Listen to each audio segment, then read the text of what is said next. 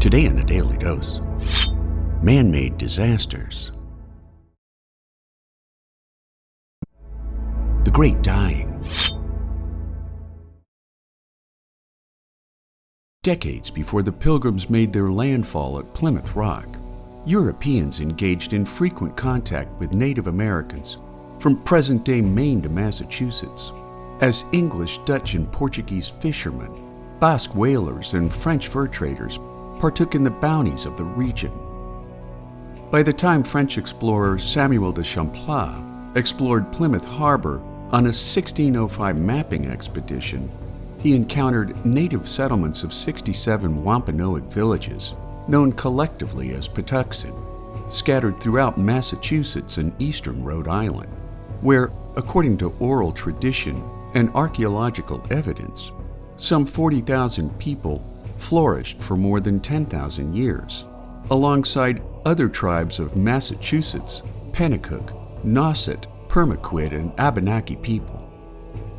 Embedded in the early lore of English settlers of Plymouth, the Great Dying began in 1616, when local Nauset warriors captured a shipwrecked crew of Frenchmen along the coast of Cape Cod, exposing Native Americans to a host of foreign diseases, which soon felled entire villages from Maine to Massachusetts, as a plague-like illness took the lives of an estimated 90% of the indigenous populations, prompting French Jesuit Pierre Bayard to write that the Abenaki are astonished and often complain that since the French mingle and carry on trade with them, they are dying fast, and the population is thinning out, while English explorer Richard Vines noted that local natives were sore afflicted with the plague, for that the country was in a manner left void of inhabitants. After the Mayflower Pilgrims began to establish their colony at Plymouth, instead of a desperate struggle to survive New England's challenging landscape, they found entire deserted villages at their disposal, replete with untended crops, tools, and other supplies hastily left behind by a now deceased indigenous population.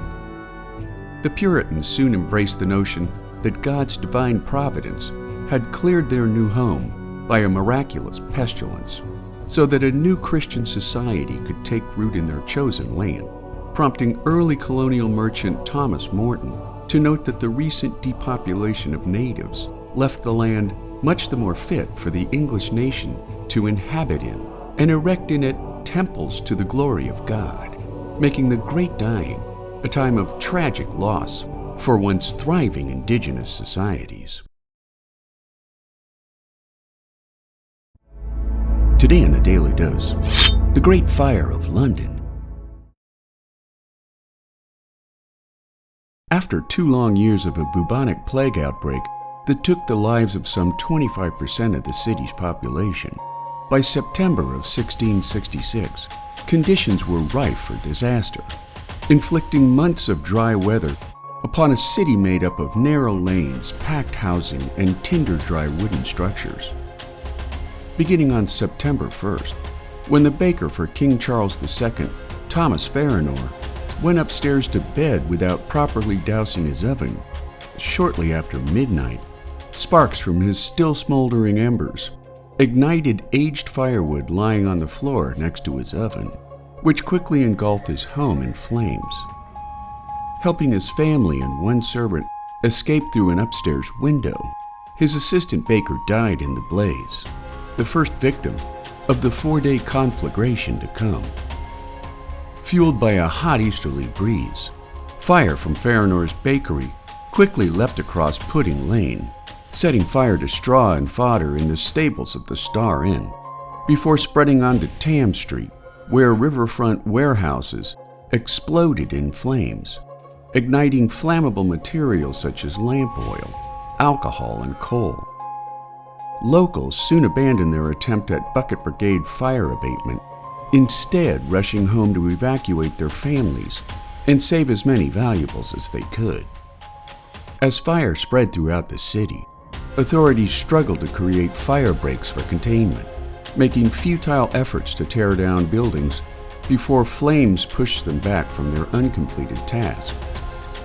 Many Londoners escaped into the Thames River, while others took to the hills on the outskirts of London, away from a blaze that could be seen from 30 miles away. After the last flames were extinguished on September 6th, Londoners counted the destruction of 13,200 homes, 90 churches, and scores of public buildings, destroying 4/5 of London, while displacing an estimated 100,000 people. Within days, King Charles II set about rebuilding his capital, this time employing brick and stone construction while separating new townhomes by thick firewalls, at the same time outlawing narrow alleyways and making streets wider than before. Miraculously, only 16 Londoners perished in the 4-day blaze, making the Great Fire of London yet another catastrophic moment in the city's nearly 2,000-year history. And there you have it, the Great Fire of London, today on the Daily Dose. If you enjoyed this short educational video, consider giving the filmmakers a YouTube super thanks from as little as $1, so that you too can feed the filmmakers who feed your brain. The Great Fire of New York City. After hostilities commenced at Lexington and Concord on April 19, 1775, Patriots quickly ousted Loyalists from New York City's sprawling metropolis of some 25,000 colonials, shoehorned into some 4,000 homes and businesses. By the summer of 1776, however, British General William Howe initiated a campaign to take control of the strategically important port city from his stronghold on Staten Island, and after Howe successfully captured Long Island, Commander-in-Chief George Washington recognized the inevitability of Howe's intention to seize the city, moving his troops 10 miles north to Harlem Heights. After General Nathanael Greene and New York's John Jay embraced the notion of burning the city to deny its benefits to the British, a move which was quickly rejected by the Second Continental Congress, when the British successfully took the city on September 15th, 6 days later, fire broke out on the evening of September 21st in a wooden structure called the Fighting Cock's Tavern, a funhouse frequented by some of the city's most disreputable residents. Fueled by strong winds out of the southwest, fire quickly engulfed a good portion of the city, destroying upwards of 25% of a city already desperately short on warehouse and housing space. Residents poured onto the streets with their most valued possessions, taking shelter in present-day City Hall Park to wait out the firestorm. A wind shift the following day allowed British and American bucket brigaders to snuff out the last remnants of the fire, leading the British to believe that the fire was intentionally set by renegade patriots. Questioning some 200 suspected patriots, yet never filing any charges, General Howe wrote that a most bad attempt was made by a number of wretches to burn the town, while Royal Governor William Tryon went so far as to point the finger at Washington himself. In his own defense, Washington would write in a letter to John Hancock on September 22nd, announcing his clear denial of any knowledge of the fire's origin or causation, while in a second letter to his cousin Lund, Washington later wrote that Providence, or some good honest fellow, has done more for us than we were disposed to do for ourselves, making the Great Fire of New York City a lasting mystery in early American history. The Great Chicago Fire. On the evening of October 8, 1871, a fire broke out in or around a barn in Chicago's southwest side, behind the home of Patrick and Catherine O'Leary, and while folklore holds that the blaze broke out after the family's cow knocked over a lighted lantern, Catherine O'Leary denied such a claim all the way to her death in 1895. Stoked by dry conditions and city dwellings built largely of wood, the city burned until October 10th, when a sudden rainstorm gave a boost to firefighting efforts. Before the conflagration was over, an estimated 300 people had perished, destroying more than 17,000 structures in a 4-mile-long by 1-mile-wide path of destruction, leaving 100,000 Chicagoans homeless. Widespread looting and lawlessness was to follow, forcing city officials to declare martial law on October 11th, before calling in soldiers to bring order to 3 days of total chaos. 1 month after the last flames were put out, Joseph Medill was elected mayor after pledging to institute stricter building and fire codes. Historians, on the other hand, have conjectured that Medill's victory may have been attributed to the fact that nearly all the city's voting records had been destroyed by fire, allowing certain dishonest manipulators to vote repeatedly for their chosen candidate. Transportation and sanitation infrastructures remained largely intact after the fire, sparking a rapid reconstruction effort that ignited both economic and population growth in the years to follow, allowing architects to lay the foundation for modern Chicago. At the time of the fire, Chicago boasted a population of 324,000, but 9 years later, Chicago's population exceeded 500,000 people. By 1890, Chicago's population would swell to over 1 million, making her the second largest city in the U.S. 3 years later, Chicago was host to the World's Columbian Exposition, which drew nearly 28 million tourists to the city. Today, by way of a fitting irony, the Chicago Fire Department's training academy is located on the exact site of the O'Leary's old property, while in 1997, the Chicago City Council exonerated Catherine O'Leary from any and all blame for the Great Chicago Fire. Today on the Daily Dose, the Johnstown Flood of 1889. On May 30th, 1889, a violent storm rolled through Johnstown, Pennsylvania, about 60 miles east of Pittsburgh. The next morning, there was minor flooding in the streets, but 15 miles above the city in the Allegheny Mountains, trouble was brewing at a 450-acre man-made lake owned by the exclusive New South Fork Fishing and Hunting Club. The club had hastily rebuilt a 50-year-old dam to create the lake for its club members, which was patronized by Gilded Age tycoons such as Andrew Carnegie, Henry Clay Frick, and Andrew Mellon. Despite repeated concerns voiced by local engineers, club members had done nothing to maintain the dam. At about 3:15 in the afternoon of May 31st, the dam gave way, releasing over 20 million tons of water as it drained the lake over the next 45 minutes of raging disaster. The water roared down the mountainside at speeds upwards of 40 miles an hour, carrying away trees, telephone poles, and anything in its path.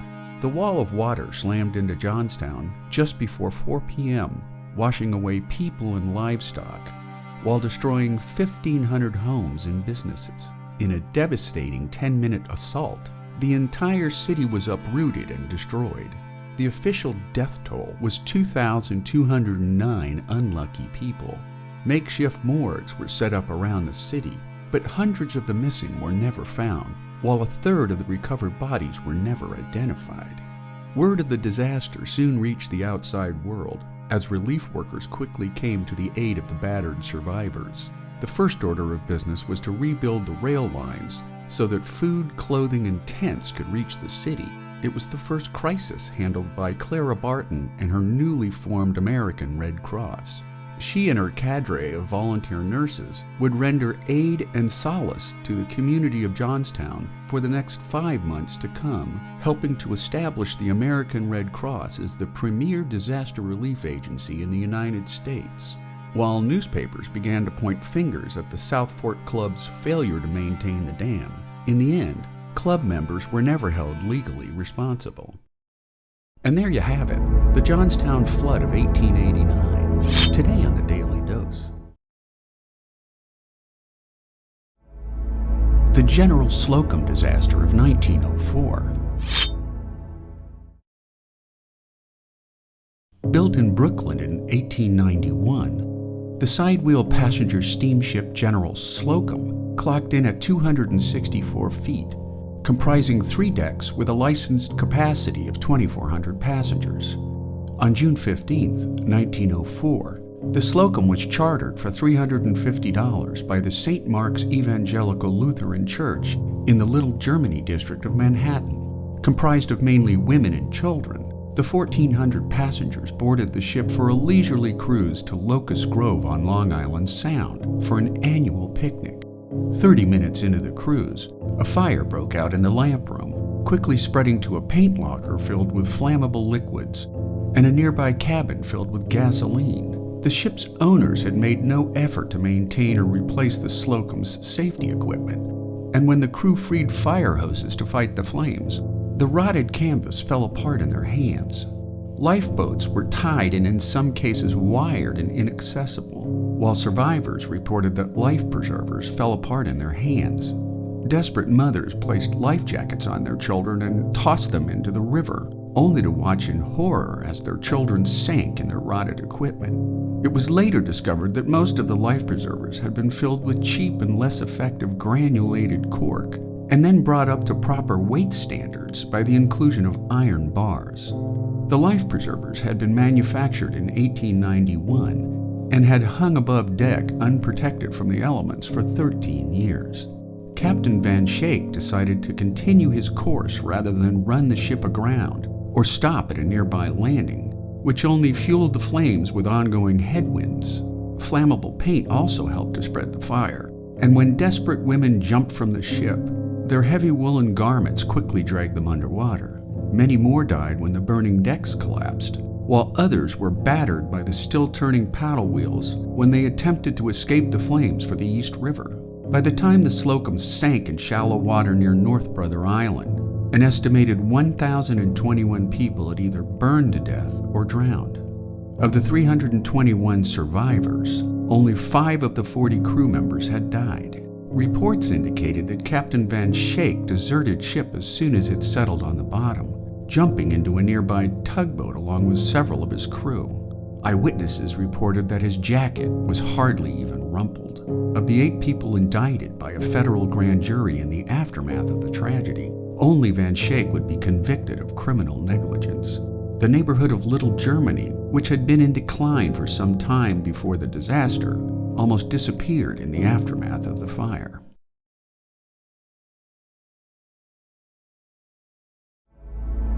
The sinking of the Titanic.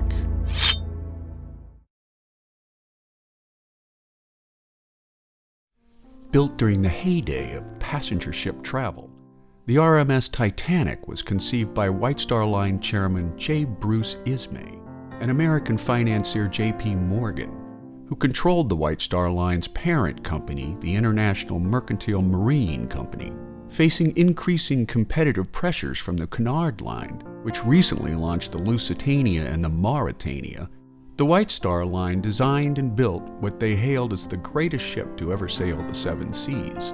Built in Belfast, Ireland, the Titanic was 882 feet and 9 inches long, with a width or beam of 92 feet 6 inches.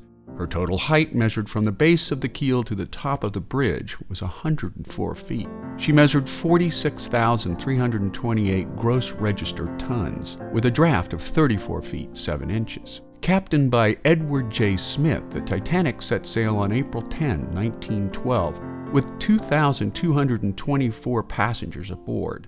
Believed by many to be the first unsinkable ship, Titanic departed Southampton for port calls at Cherbourg, France and Queenstown, Ireland, before heading west across the North Atlantic for New York City. On board this most coveted and largest ship of its time were socialite notables such as British journalist William Thomas Stead and heirs to the Strauss, Astor, and Guggenheim fortunes. 4 days into the ship's maiden voyage, the unsinkable Titanic struck an iceberg just before midnight on April 15, 1912. Because of a shortage of lifeboats and a lack of satisfactory emergency equipment and procedures, more than 1,500 people went down in the sinking ship or froze to death in the icy North Atlantic waters. Most of the 700 or so survivors were women and children. 1 hour and 20 minutes after Titanic went down, the Cunard Line Carpathia arrived. The survivors in the lifeboats were brought aboard, and a handful of others were pulled from the icy waters. It was later discovered that the Leyland liner California had been less than 20 miles away at the time of the accident, but had failed to hear the Titanic's distress calls because its radio operator was off duty. Announcement of details of the tragedy led to outrage on both sides of the Atlantic. In the disaster's aftermath, the first International Convention for Safety of Life at Sea was held in 1913. Rules were adopted requiring that every ship have lifeboat space for each person on board, and that lifeboat drills be held. An international ice patrol was established to monitor icebergs in the North Atlantic shipping lanes. It was also required that ships maintain a 24-hour radio watch. On September 1, 1985, a joint U.S.-French expedition located the wreck of the Titanic lying on the ocean floor at a depth of about 13,000 feet. The ship was explored by manned and unmanned submersibles, which shed new light on the details of its sinking. The Great Boston Molasses Flood of 1919. Commonly used to make sugar or rum, in 1915 the Purity Distilling Company began using their molasses to make high-grade explosives by breaking down the sticky goo into its basic chemical components.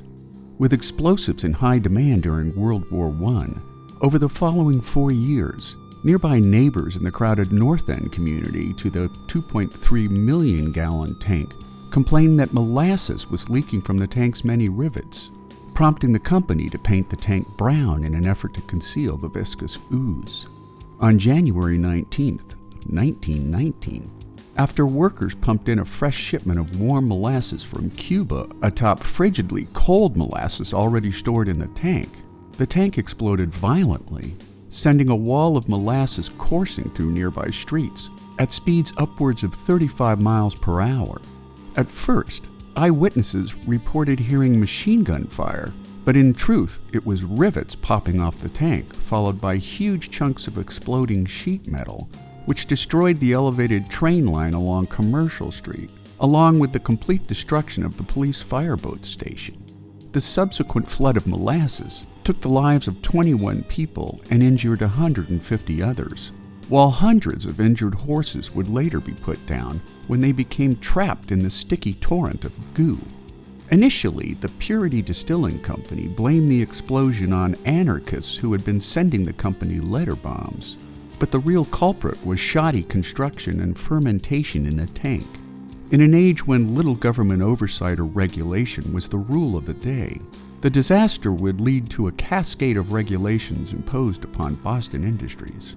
Once the mess had been cleaned up and the infrastructure rebuilt, the event became part of an already rich Boston folklore, while residents claimed for decades after the flood that on hot summer days, they could still smell the sweet odor of molasses throughout the entirety of the North End.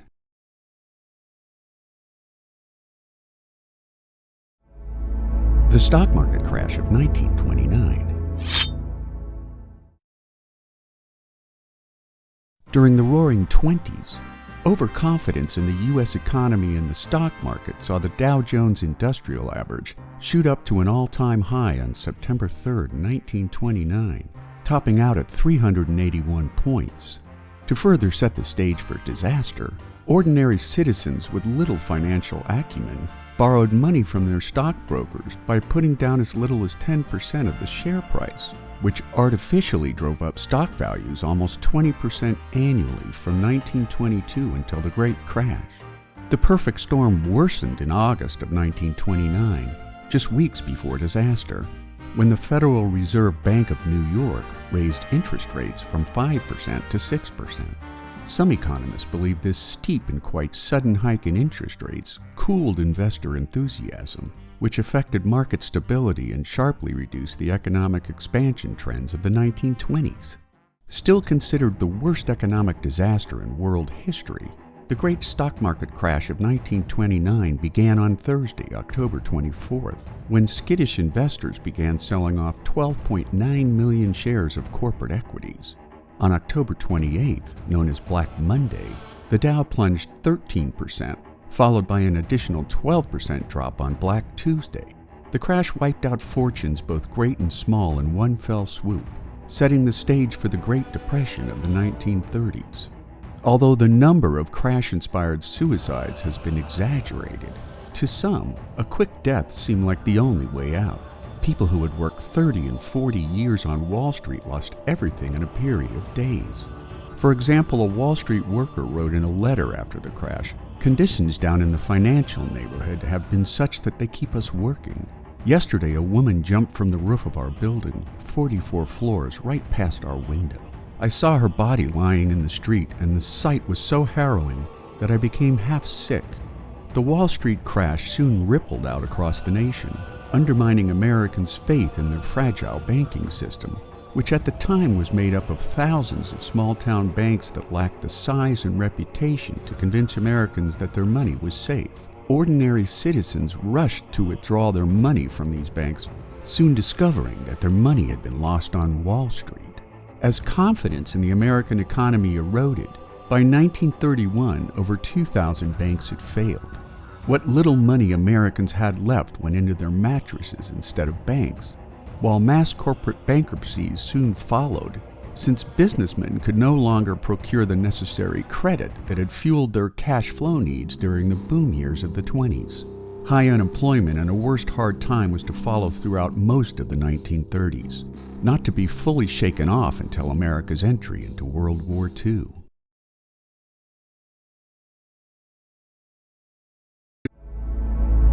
Black blizzards and the Dust Bowl. Coinciding with the Great Depression of the 1930s, another worst hard time, the Dust Bowl was a period of severe dust storms that fiercely damaged the ecology and agriculture of the American and Canadian prairies, caused by a protracted drought and the failure by farmers to apply dryland farming techniques to prevent wind erosion. Despite near desert-like topography, in the decades following the Civil War, farmers flocked to the region under the false assumption that rain would follow the plow. The region prospered in the first 3 decades of the 20th century due to advances in farming such as the mechanized tractor, improved irrigation techniques, and an unprecedented period of abundant rainfall. From 1900 to 1920, the amount of farmland in the region doubled, and from 1925 to 1930, the amount of cultivated land nearly tripled. During these same periods, farmers employed techniques that depleted nutrient-rich topsoil that led to widespread erosion. Heavy plowing led to the eradication of deep-rooted grasses that held the prairies intact, followed by a severe drought that afflicted the region for the entirety of the 1930s.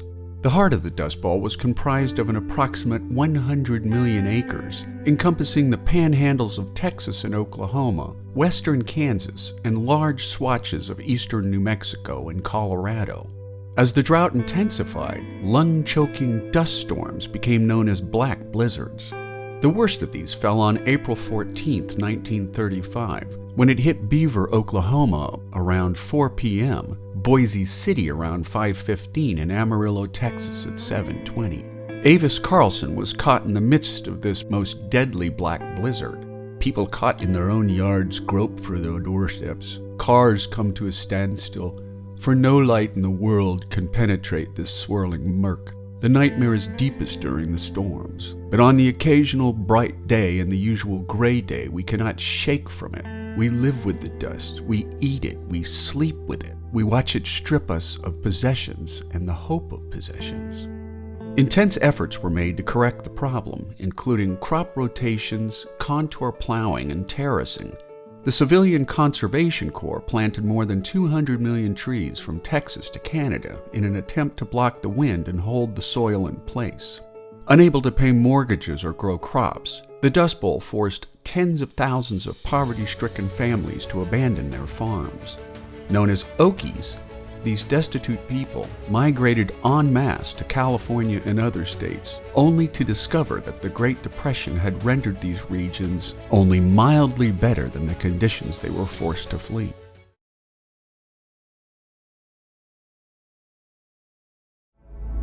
The Hindenburg Disaster. After construction began in 1931, of the largest airship ever built, a whopping 804 feet from stem to stern. In 1936, the Nazis' Hindenburg Zeppelin made 10 commercial flights to the United States before year's end. Opening her 1937 season with a single round trip to Rio de Janeiro, the Hindenburg returned to her berth at Frankfurt, Germany, for the airship's first of 10 scheduled flights to North America. Departing Frankfurt on May the 3rd, with 36 passengers and 61 crewmen, the Hindenburg was slowed by headwinds across the Atlantic, passing over Boston on the morning of May the 6th, many hours behind schedule. Delayed yet again by thunderstorms over her planned landing site at Lakehurst, New Jersey, Captain Max Pruss chartered a course over New York City, igniting a public spectacle as New Yorkers rushed outdoors to witness the massive airship. At 6:22 in the evening, Captain Pruss was informed that the thunderstorms over the Naval Air Station at Lakehurst had passed, dropping mooring lines at an altitude of 650 feet in a maneuver known as a flying moor or high landing, which allowed ground crew below to winch the giant ship safely to a mooring tower.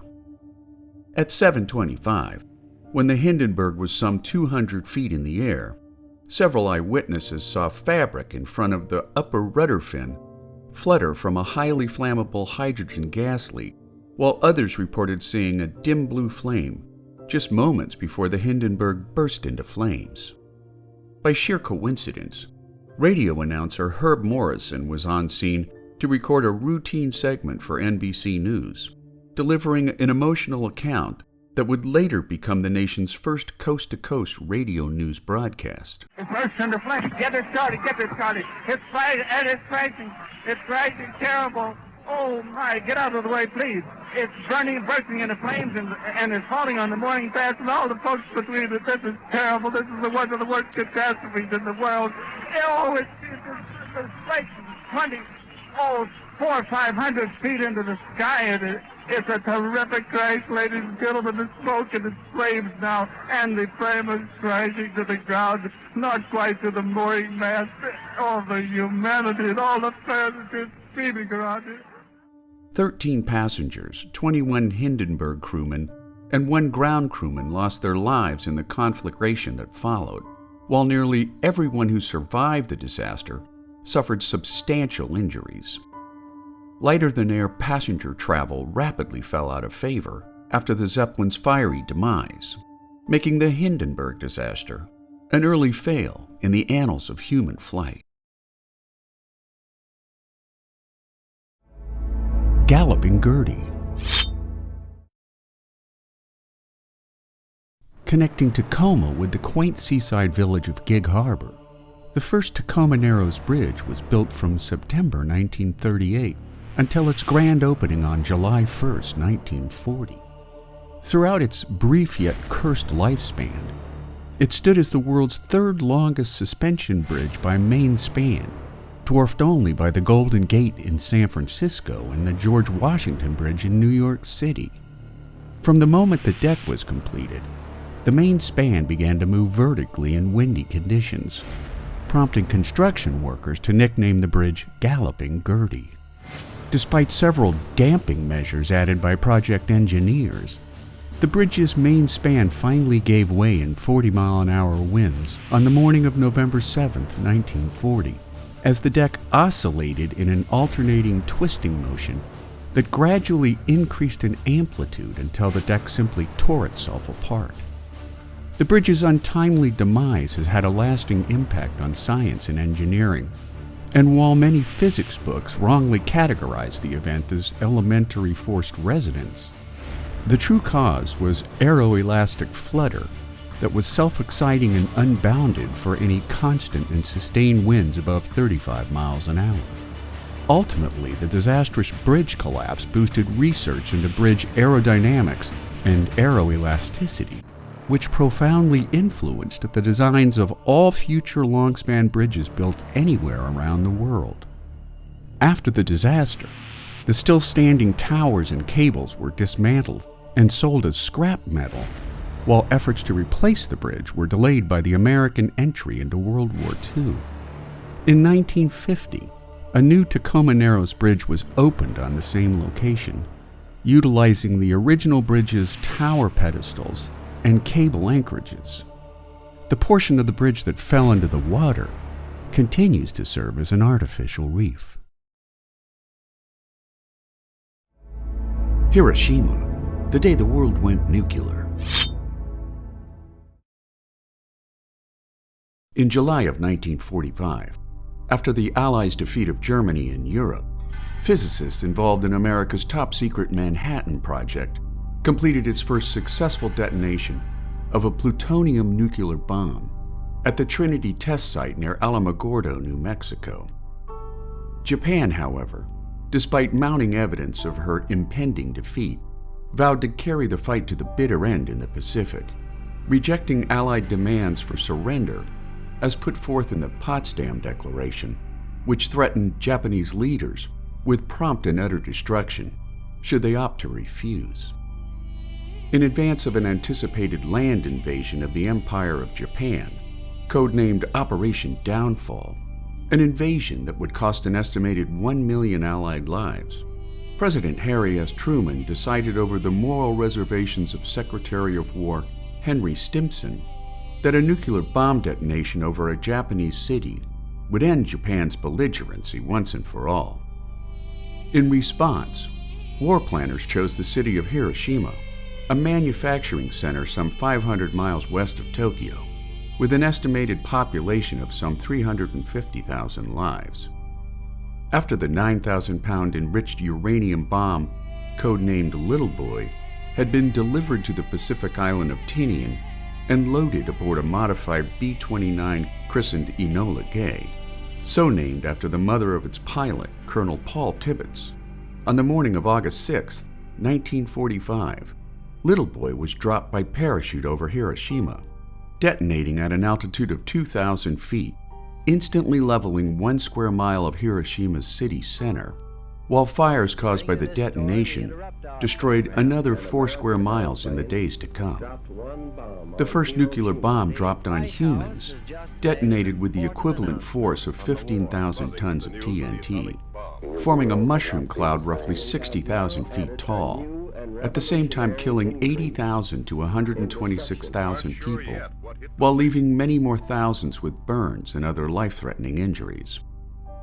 Birth defects and an array of cancers would plague local survivors for generations to come. After Japan's continued belligerence, a second more complex plutonium-239 nuclear bomb, codenamed Fat Boy, was dropped on Nagasaki, killing an estimated 39,000 to 80,000 people, while many thousands more suffered the same catastrophic burns and injuries as the victims of Hiroshima. That same day, the Soviet Union declared war on Japan, leading to Japan's surrender on August 15, 1945, at the same time setting in motion a new form of geopolitical tension as Cold War superpowers developed nuclear arsenals under the ongoing threat of mutually assured destruction, making the day the world went nuclear a seemingly irreversible turning point in the history of man's ongoing inhumanity of war. The burning ghost town of Centralia, Pennsylvania.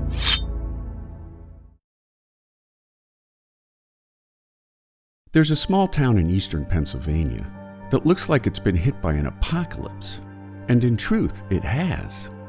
The town of Centralia was abandoned after an underground coal mine fire forced citizens to flee for good, when in 1962, city planners turned an old strip mine into a dump site before setting an enormous collection of trash on fire. As bad luck would have it, the fire spread to an unsealed opening leading into an adjacent underground coal mine, igniting a massive seam of coal that has been burning ever since. Burning 300 feet below the surface, the fire now stretches some 7.5 miles and burns underneath an area of 9.3 square miles. Authorities believe that the fire has enough fuel to burn for another 220 years. The accidental coal fire continued to rage unchecked into the 1980s, issuing giant plumes of smoke and deadly carbon monoxide gases billowing from fissures in the ground. The local highway, now known as Graffiti Highway, cracked and collapsed, petrifying nearby trees that surround each active vent. After estimating the cost of extinguishing the fire, over $1.3 billion in today's currency, state and federal authorities opted to razz the town and relocate its residents. 1,000 Centralians accepted government relocation money and fled, leaving just 5 residents to live on in the abandoned town, despite the fact that all its uninhabited dwellings and infrastructure have long since been torn down. All real estate in the town was claimed under eminent domain in 1992 and later condemned by the Commonwealth of Pennsylvania. Centralia today is visited mainly by curious tourists, adding their artwork to an ever-expanding graffiti highway, which is reminiscent of the Cadillac Ranch west of Amarillo, Texas, where 10 half-buried Cadillacs were once thought to be abstract art, but have now officially fallen to the Tagger spray can. While smoke still bellows from fissures in dense woodland areas, the abandoned roads that once made up Centralia no longer issue dense columns of smoke. Even the smoke from the surrounding woods has lessened over time, but it can still be seen on cold winter days, when warm subterranean smoke bellows up into freezing cold air.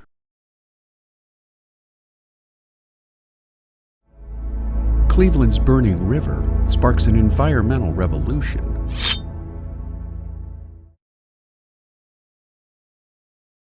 During the 1940s, 50s, and 60s, fires were commonplace on rivers throughout the industrial heartland.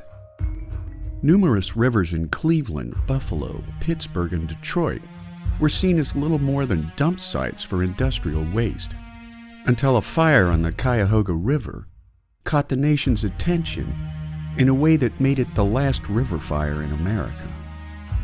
When the fire made the August 1, 1969 edition of Time magazine, the event acted as a tipping point for young activist Americans who became increasingly vocal about the cavalier manner in which corporate America treated the nation's environment. While the river fire of June 22, 1969 was extinguished in less than a half hour, the Time magazine picture that galvanized Americans had actually occurred 17 years earlier, which did require fireboats to put out a massive surface burn. Overlooking the inaccuracies of the Time article, the piece outraged Americans, who in turn inspired state and federal leaders to respond with resolute political will. In Washington, D.C., legislators passed the National Environmental Policy Act of 1969, which President Richard Nixon signed into law on January 1, 1970. The act established the Environmental Protection Agency, or EPA, which in its first year of existence had a budget of $1.4 billion and an employee roster of 5,800. The cleanup of America's waterways and air quality would take years of steady pressure and fines against offending corporations, who eventually responded with improved filtration technologies and smokestack scrubber systems to trap pollutants before they reach the environment. Today, air and water qualities have been largely restored to pre-industrial standards, although fossil fuel-inspired climate change continues to press humans for radical change.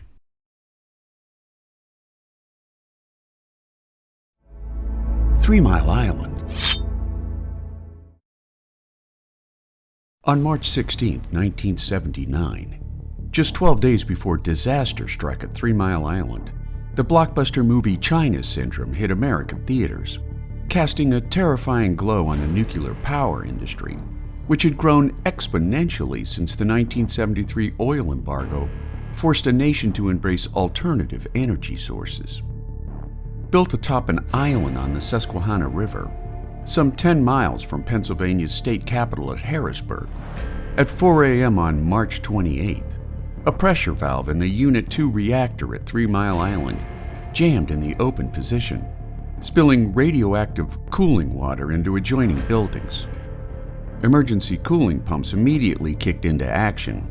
However, trained employees of the Metropolitan Edison Company misread the situation, shutting off the emergency coolant system, which in turn heated the uranium core to over 4,000 degrees Fahrenheit, just 1,000 degrees short of a full reactor meltdown. News of the impending disaster went public by 8 a.m., despite MedEd's PR campaign of obfuscation, which combined with a media feeding frenzy that sent local residents into a state of mass panic and hysteria. 12 hours later, MedEd nuclear engineers came to grips with their mistake, restarting the cooling pumps, which dropped core temperatures with less than an hour to spare before a complete meltdown became a reality. 2 days later, a bubble of highly flammable hydrogen gas formed in the number 2 reactor, leading Governor Dick Thornburgh to issue an evacuation order of some 140,000 residents living near the crippled reactor. With nerves at a breaking point, President Jimmy Carter, a trained nuclear engineer who had helped dismantle a damaged Canadian reactor while serving in the U.S. Navy, arrived on site to calm the runaway fears of distressed locals and the American public at large. After the hydrogen bubble was safely bled from the reactor, it was determined by federal authorities that while plant workers had been exposed to unhealthy levels of radiation, no one outside of the 3 Mile Island complex had been exposed. Once stabilized, a robotic camera was dropped into the core, revealing a complete meltdown of some 50% of the reactor's uranium fuel rods. The accident galvanized anti-nuclear activists throughout the United States, effectively ending all growth in a once promising industry.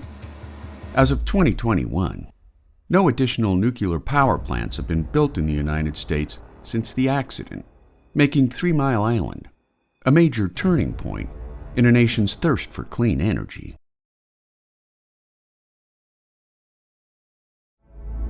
Chernobyl suffers a catastrophic meltdown. In 1986, the first word that something was seriously wrong came from a power plant in eastern Sweden when workers coming on the job registered abnormally high levels of radiation on their bodies. Although the levels were not high enough to harm humans, the plant was shut down as a precaution until authorities could get a handle on the source. In a cascading domino aftermath, similar reports of high radiation began pouring in from all over Scandinavia, leading to the conclusion that the problem lay elsewhere, to the east in the Soviet Union. When media containment was no longer possible, Soviet officials belatedly confirmed that a catastrophic nuclear meltdown had occurred in the number 4 reactor at Chernobyl, not far from the Ukrainian city of Kiev. Denmark reported a 5 times increase in radiation levels, while Finland clocked in at 6. Radiation levels in Norway rose 50%, while Sweden's levels rose into the illegal category. The accident began during an electrical power outage safety test on Chernobyl's number 4 reactor, designed to ensure that interim water circulation measures could sufficiently cool the reactor's core until backup electrical generators could be brought online. During the planned shutdown, power levels unexpectedly dropped to 0, which combined with reactor design flaws, lack of operating protocols, and worker fatigue to set off an uncontrolled nuclear chain reaction or meltdown. The subsequent steam explosion and reactor core fire released a deadly yet invisible plume of radioactive fallout, 70% of which fell on nearby Belarus. A 6-mile exclusion zone was created 36 hours after the accident, forcing nearly 50,000 people to be evacuated from the nearby city of Pripyat. Shortly thereafter, the exclusion radius was further expanded to 19 miles, forcing an additional 68,000 people to be relocated elsewhere in the Soviet Union. By the end of 1986, a sarcophagus had been built around the exploded reactor, involving 500,000 at-risk workers at an estimated cost of $68 billion in today's currency. The radiation fallout contaminated water supplies, agricultural lands, and animal herd stocks throughout Belarus and Scandinavia, forcing farmers to fallow crops for several years to come. Cancer rates rose precipitously in the affected areas, pinning some medical estimates regarding resultant cancer deaths at 16,000 innocent lives.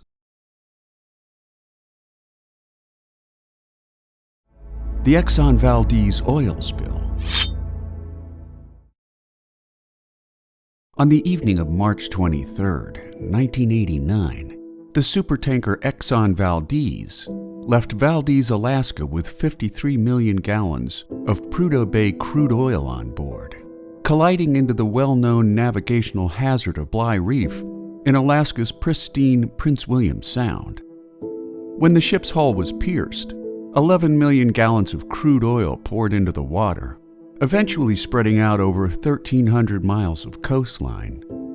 Investigators soon discovered that the ship's captain, Joseph Hazelwood, had been drinking at the time of the collision, passing the helm to an unlicensed third mate who unwittingly caused the worst oil spill in U.S. history, until the Deepwater Horizon oil spill of 2010.